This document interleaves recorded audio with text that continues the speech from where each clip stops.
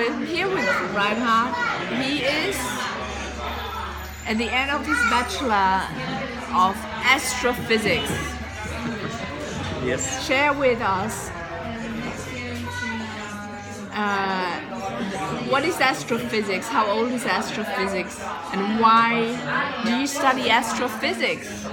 Well, why I studied, I've always been interested in astronomy, in looking to the stars.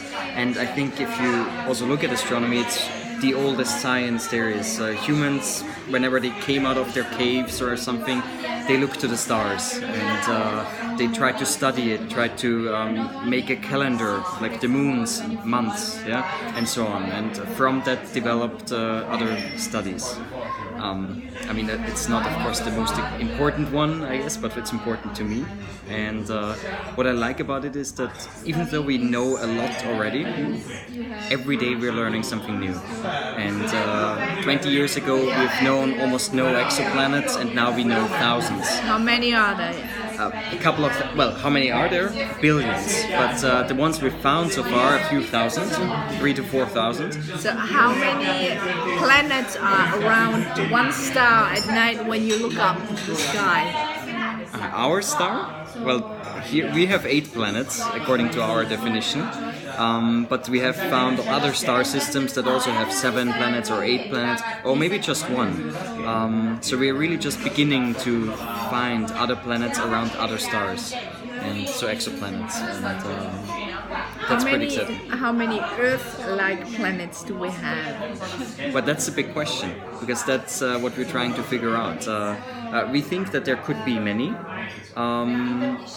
but we are only getting there where technology is able to detect planets the size of Earth. So what we've found so far is a lot Jupiter-like planets that are really big and close to the sun, to their suns, to their stars, because they're easier to detect. But Earth-like planets that are fairly small and stony planets, they are harder to detect. But we think that there might be a lot of them, and also in the habitable zone where there could be liquid water.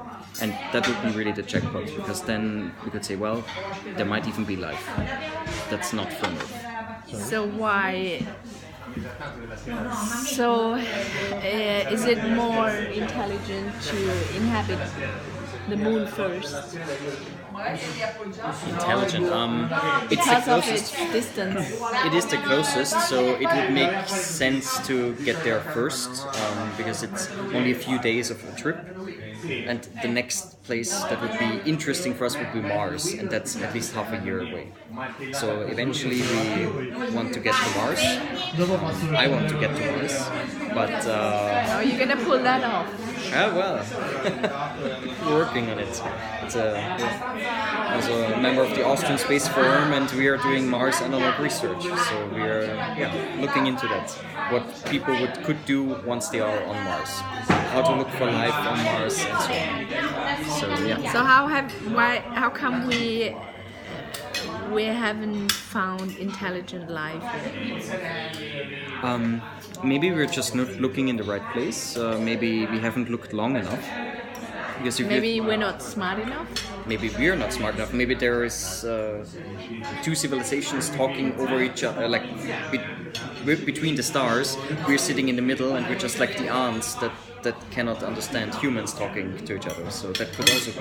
I recently read Michio Kaku's The Future of Humanity. You read the book, right? Where he talks about that humanity is currently at civilization 0, and he sees his role as an making his impact to humanity to help us to evolve into civilization 1. Could you explain that principle of civilization?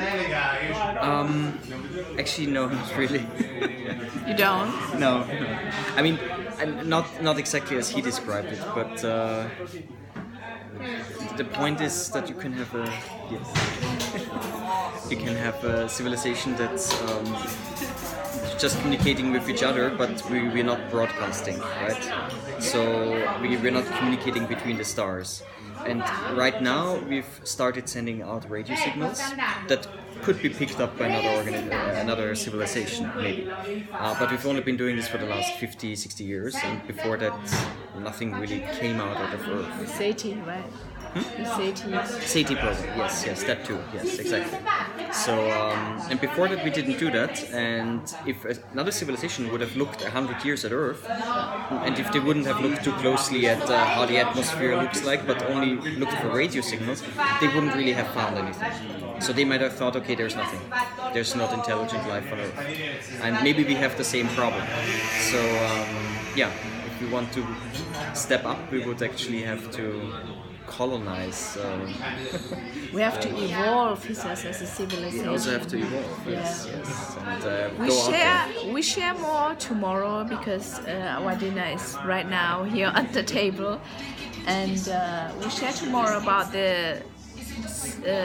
how humanity must evolve as a civilization. Thank you for listening, and subscribe to the Future Humanity for more space news, feeds and updates.